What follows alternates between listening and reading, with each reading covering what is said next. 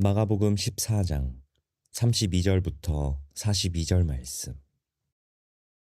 그들이 겟세마네라 하는 곳에 이르매 예수께서 제자들에게 이르시되 내가 기도할 동안에 너희는 여기 앉아 있으라 하시고 베드로와 야고보와 요한을 데리고 가실새 심히 놀라시며 슬퍼하사 말씀하시되 내 마음이 심히 고민하여 죽게 되었으니 너희는 여기 머물러 깨어 있으라 하시고 조금 나아가사 땅에 엎드리어 될 수 있는 대로 이 때가 자기에게서 지나가기를 구하여 이르시되 아빠 아버지여 아버지께는 모든 것이 가능하오니 이 잔을 내게서 옮기시옵소서. 그러나 나의 원대로 마시옵고 아버지의 원대로 하옵소서 하시고 돌아오사 제자들이 자는 것을 보시고 베드로에게 말씀하시되 시몬아 자느냐 내가 1시간도 깨어 있을 수 없더냐. 시험에 들지 않게 깨어 있어 기도하라. 마음에는 원이로되 육신이 약하도다 하시고 다시 나아가 동일한 말씀으로 기도하시고 다시 오사 보신즉 그들이 자니 이는 그들의 눈이 심히 피곤함이라. 그들이 예수께 무엇으로 대답할 줄을 알지 못하더라. 세 번째 오사 그들에게 이르시되 이제는 자고 쉬라. 그만 되었다. 때가 왔도다. 보라, 인자가 죄인의 손에 팔리느니라. 일어나라. 함께 가자. 보라, 나를 파는 자가 가까이 왔느니라. 좋은 날입니다. 성령님께서 오늘도 여러분의 심령 가운데 큰 은혜와 평강으로 함께해 주시기를 주님의 이름으로 축복합니다. 오늘은 마가복음 14장 32절부터 42절까지의 말씀을 통해서 성령님께서 여러분에게 주시는 음성을 들을 수 있기를 바랍니다. 오늘 본문의 내용은 너무나 쉬운 내용, 너무나 잘 아는 내용입니다. 예수님의 겟세마네 동산에서의 기도입니다. 예수님은 마가의 다락방에서 그의 사랑하는 12제자들과 함께 유월절 식사를 마치시고 이제 겟세마네 동산으로 이동하셨습니다. 유월절 식사는 보통 해질 때부터 해서 시작하니까 아마 저녁 9시쯤 이 유월절 식사가 마치지 않았겠냐 생각되어지고 한 30분, 한 1.5km, 2km밖에 되지 않는 짧은 거리입니다. 마가의 다락방에서 겟세마네 동산까지. 그 길을 걸어서 갔으니까 뭐 한 30분 정도 걸렸겠죠. 9시 반, 10시에 겟세마네 동산에 도착했을 것입니다. 거기에서 예수님께서 기도하신 내용을 오늘 본문은 우리에게 기록해 주고 있습니다. 자, 여기서 한번 제가 질문을 던지겠습니다. 마가는 왜 이 본문을 겟세마네에서의 예수님의 기도의 내용을 우리에게 남겨놓았을까요? 왜 기록했을까요? 혹은 하나님은 왜 마가를 통해서 이런 복음서의 중요한 내용을 우리에게 들려주기를 원하셨을까요?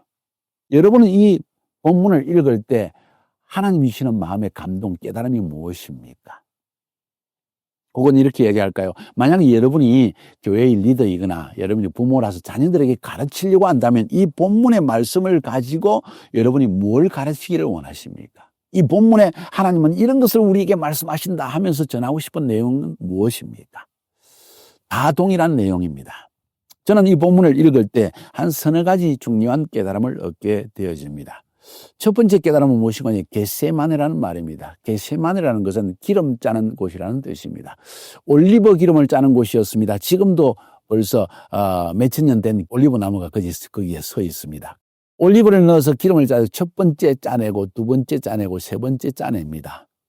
첫 번째 짜내는 기름을 엑스트라 버진 오일이라서 가장 귀한 기름입니다. 그냥 먹어도 됩니다. 살라드에 넣어서 먹기도 합니다. 두 번째 짜는 기름은 그 기름을 가지고 음식에 그냥 넣어서 요리를 해내는데 그냥 일반적으로 쓰는 것입니다. 세 번째 나오는 기름은 마지막 별로 좀 탁하게 되어 있는 기름이기 때문에 그 기름을 가지고 등불을 지피기도 합니다.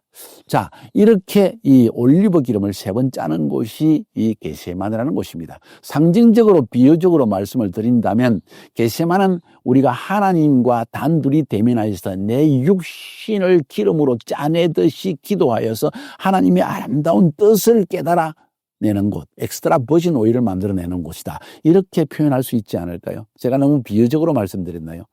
상당히 그런 의미가 있다고 저는 생각합니다. 자, 그러면 오늘 본문에서 겟세마네라는 말의 의미 이외에도 성령님이 제게 주시는 음성이 뭔지를 한번 나눠보려고 합니다. 첫 번째는 뭔가 하니 이런 질문을 던지고 싶습니다. 예수님과 제자들의 차이점입니다.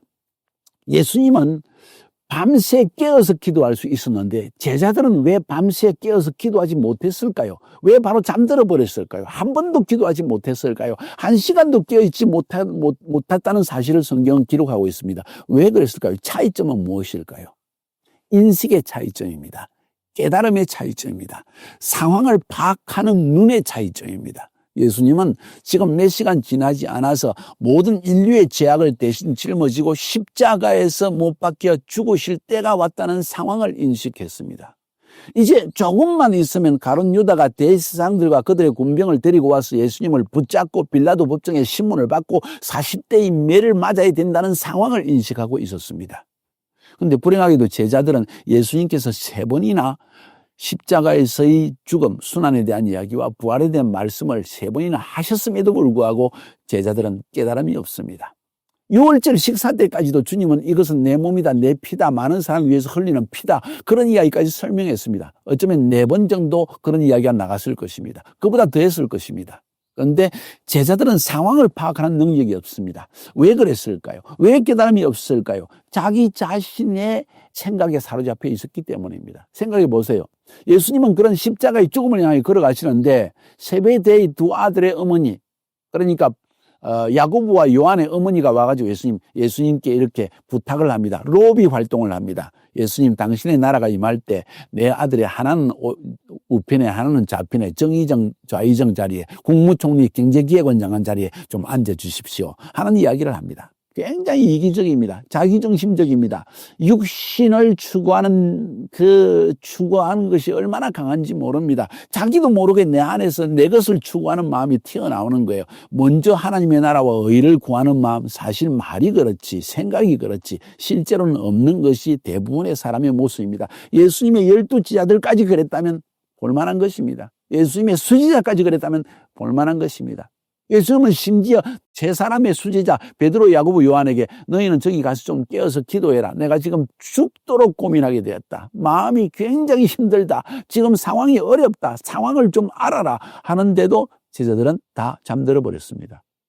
나머지 9명 제자 이해됩니다. 3명의 수제자까지도 잠이 들어버렸다는 것입니다. 상황을 깨닫는 능력이 없습니다.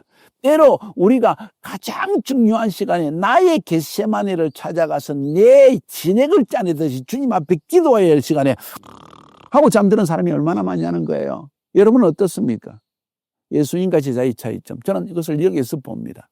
우리는 상황을 인식해야 됩니다. 때가 어느 때인지를 알아야 됩니다. 지금 내가 살고 있는 때, 내 인생에 하나님의 부르심을 성취할 때인지 아닌지, 그것을 준비할 때인지 아닌지, 내가 지금 단순히 물질적인 것에 얽매이고 사람들이 나를 인정해놓느냐 마느냐, 내가 지금 큰 열매를 맺어서 사람 앞에 높임을 받느냐 안 받느냐, 이건 중요한 것이 아니라 지금 내가 처해 있는 영적인 상황 혹은 전 세계의 하나님의 경륜의 상황, 이런 것을 읽어낼 수 있는 능력이 있냐는 것입니다. 이것이 있는 사람은 기도할 것입니다. 깨어 있을 것입니다. 육신으로 피곤하죠. 그런데 피곤이 문제가 아닙니다. 아무리 피곤해도 상황의 급박성을 깨달으면 이 지체 자체가, 우리의 신경 조직과 우리의 뇌 조직과 우리의 육신 자체가 갑자기 깨어나는 것이 이 인간의 구조입니다. 하나님은 그렇게 인간을 만드셨습니다. 불행하게도 제자들은 그러지 못했습니다. 상황을 깨닫지 못했기 때문에 잠들어 버렸다는 거예요. 여러분은 그럴 때가 없습니까? 그럴 때가 많을 것입니다. 육신이 연약하기 때문이라는 표현을 냈습니다.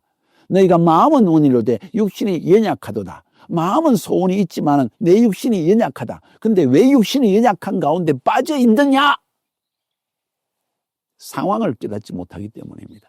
여러분이 상황을 깨닫는다면 절대로 아무리 피곤해도 잠들 수가 없습니다. 피곤함을 말하자면 예수님이 더 피곤한 분이에요. 왜?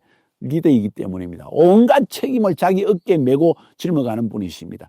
제자들이 깨닫지 못할 때 그 마음의 안타까움은 이루 말할 수가 없습니다.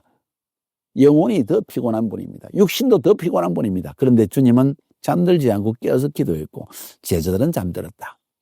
깨달음, 상황을 파악하는 능력. 여러분 주님 앞에 그걸 달라고, 그걸 지혜라고 이야기합니다. 때를 분별하는 능력, 이걸 달라고 기도하세요. 여러분의 때는 언제입니까? 여러분은 지금 어떤 상황에 처해 있습니까? 지금 먹고 사는 거 직장 구하고 어떻게 하면 내 인생을 한번 아파트라도 하나 더 사보고 이게 집중하고 있습니까? 아니면 하나님 안에서 지금 하나님이 나를 부르신 시기가 언제인지를 깨닫고 깨어서 기도하고 있습니까? 첫 번째입니다. 두 번째 깨달음은 리더는 홀로 서기를 배워야 한다는 것입니다. 자, 오늘 본문에도 보는 것처럼 예수님의 12지자가 있었지만 다 잠들었습니다. 심지어 수지자 3명도 잠들었습니다. 깨어서 기도라고 따로 이야기했는데도 깨닫지 못하고 잠들었습니다. 자, 리더 그때 불평해야 될 것인가? 뭐 이런 놈들이 다 있어. 너 상황을 그렇게 깨닫지 못해 하고 주님은 야단치지 않았습니다. 단순히 이야기만 했습니다. 분명히 그들이 기도하지 않는 것도 알고 계셨습니다. 근데도 왜 그냥 야단치지 않고 그 말만 하고 지나가셨을까요? 나중에라도 깨달으라고. 주님이 그런 말씀을 하시는데도 그런데도 역정내지 않으시고 불평하지 않으시고 화내지 않으시고 우리에게 그냥 가르치셨구나 하는 것을 깨닫게 하시기 위해서 그렇게 말씀하신 거예요. 그런데도 불구하고 예수님은 더 중요한 것은 뭔고 하니 그들을 의탁하지 않으셨습니다. 제자들이 기도해서 나를 도와줄 것이라고도 기대하지 않고 그분은 홀로 가셔서 기도했다는 거예요. 제가 두 번째로 이 깨닫는 주는 말씀은 리더의 홀로서기에 대한 이야기입니다. 리더는 외로움을 즐겨야 합니다. 리더는 어떤 상황에서도 혼자입니다. 왜? 리더는 리더이기 때문입니다. 영적 수준이 다르기 때문입니다. 아무리 이야기해도 깨닫지 못하는 것이 바로 여러분 밑에 있는 사람들의 영적 수준입니다. 지금 비교해서 그들이 더 나쁘다, 수준이 낮다 이런 이야기하는 게 아니에요. 리더는 리더로서의 부르심을 받았기 때문에 다른 사람이 깨닫지 못하는 것은 너무나 당연합니다. 그래서 그는 홀로 서야 합니다. 주님과 대독하는 시간을 가져야 됩니다. 주님과만 문제를 해결해야 됩니다. 외로움을 즐겨야 됩니다. 사람을 불평할 필요 없습니다. 나를 알아주지 않는다고 내 상황이 어렵다고 사람들에게 불평을 늘어놓을 필요도 없습니다. 여러분, 인정을 구할 것도 없습니다. 기도하지 않더라도 불평하지 마세요. 여러분은 홀로 서야 됩니다. 여러분과 저는 리더들입니다. 어떤 면에서 보면 모든 성도가 리더입니다. 가정에서 부모, 아버지의 자리, 직장에서 매니저 자리, 뭔가 하여튼 리더의 자리에 사람은 서게 되어 있습니다. 사람들과 불평하지 마세요. 싸우지 마세요. 홀로 주님 앞에 가세요. 여러분의 겟세마네로 찾아가세요. 세 번째 깨달음은 무엇인가 하니 기도로 돌파하기입니다. 예수님은 3번 기도했다고 했습니다. 자, 이 겟세마네는 기름 짜는 곳인데 3번 짠다고 그랬죠. 굉장히 중요합니다. 3번 짜는 것을 통해서 돌파해내야 됩니다.